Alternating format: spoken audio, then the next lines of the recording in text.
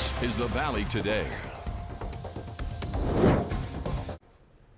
We begin this hour with the latest on breaking news that we've been tracking. Our latest check early this morning shows FM Metro Police still out searching for a reckless endangerment suspect. And they warn if you spot him, call 911. Do not approach him.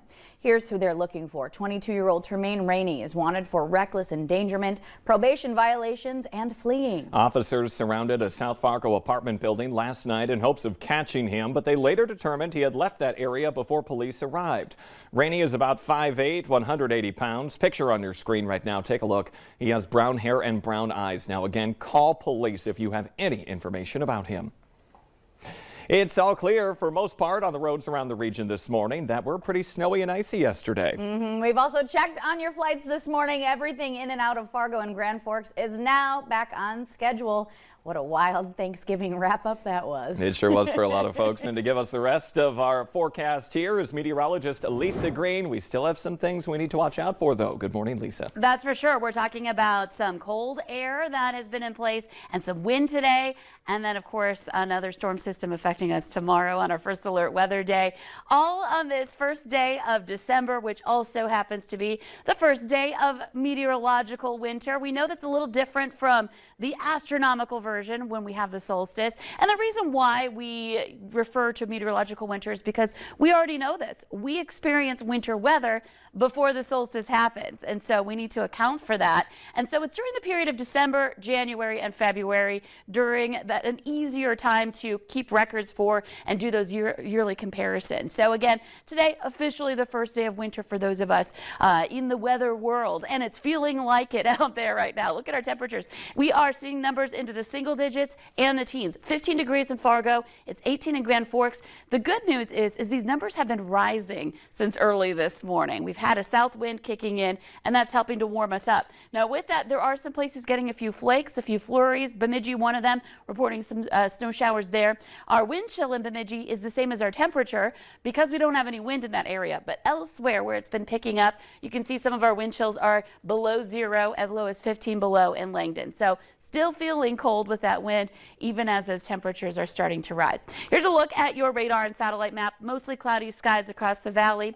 The area seeing the snow from Bemidji down through Lakes Country and down into parts of South Dakota, seeing a few of those flakes showing up on the radar here this morning. So don't be surprised if you have a few hit your windshield on your way to work here today. So here's a look at our planner. Expect to see temperatures really make a turnaround for today. We're going to see that south wind continue to usher in that warmer air. Temperatures reaching the low 30s by this afternoon, right at that melting point this afternoon. And we'll just have to put up the wind to go along with it. Mostly cloudy. There will be some times where we do see a little sunshine. I'm hoping more than not because that helps a lot on these colder days. Now, of course, first alert weather day for Friday. For tomorrow, we're still looking at a chance for some snow and some wind.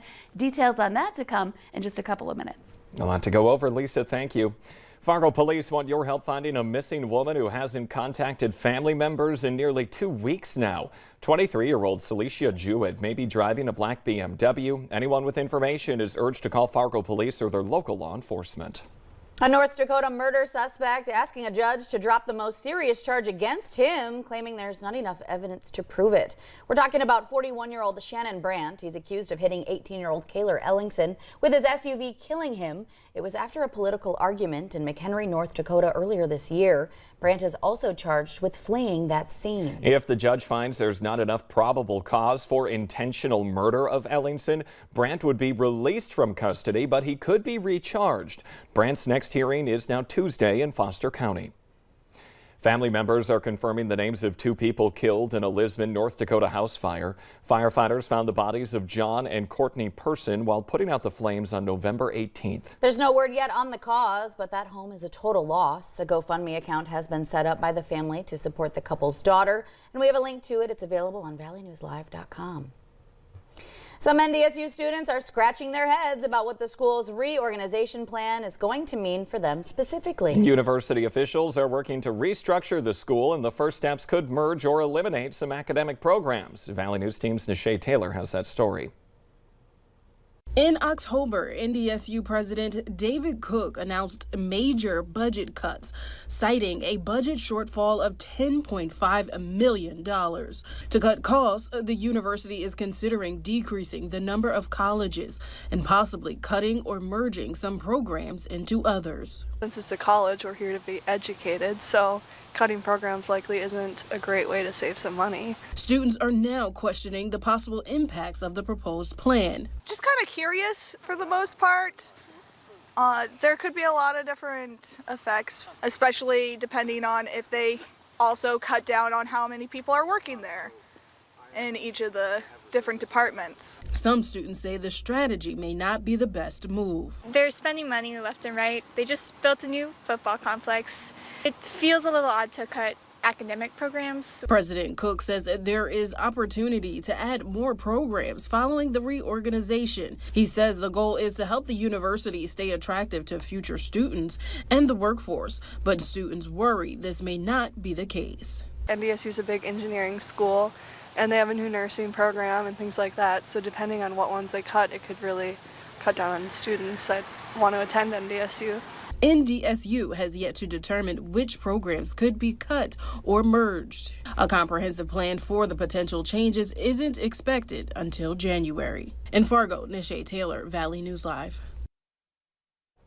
And we will be tracking this one closely. NDSU is asking for feedback from students right now regarding those possible restructuring options again, supposedly taking place in January. Minnesota is expanding its medical marijuana eligibility to now include irritable bowel syndrome and obsessive compulsive disorder, or OCD, as qualifying medical conditions. People with those conditions can apply for a license starting in July. The addition brings 19 now is the number of qualifying conditions out there. Minnesota medical cannabis legislation was signed into law in 2014, and this year 30,000 people are now taking part of the program. Product options include dried cannabis, pills, vapor oils, liquids, topicals, powdered mixtures, lozenges, and edibles. In the season of giving, there are, of course, some Grinches out there who view it as the season of taking instead. And one new scam making the rounds claims there's issues with your shipping address, and then they want your credit card to repay for the delivery. Now, the site looks legit until you take a close look at the URL. This is really widespread. If they demand payment, or there's kind of an urgent message looking for information, like something's wrong,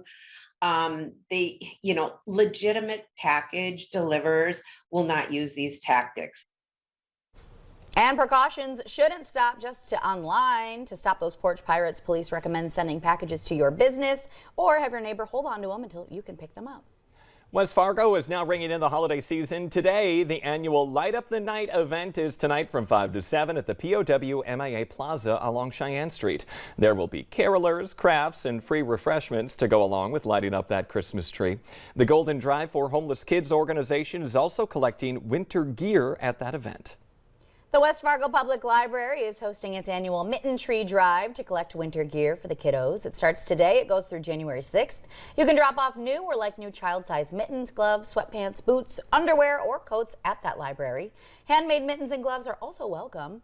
The Mitten Tree can be found on the main floor of the West Fargo Public Library. It's right there near the self-checkout machine.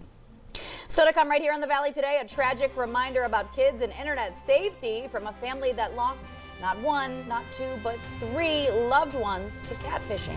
But next here on the Valley today, Lisa Green is in letting us know what we can expect. A very cool morning out there. She has the very latest in just 2 minutes.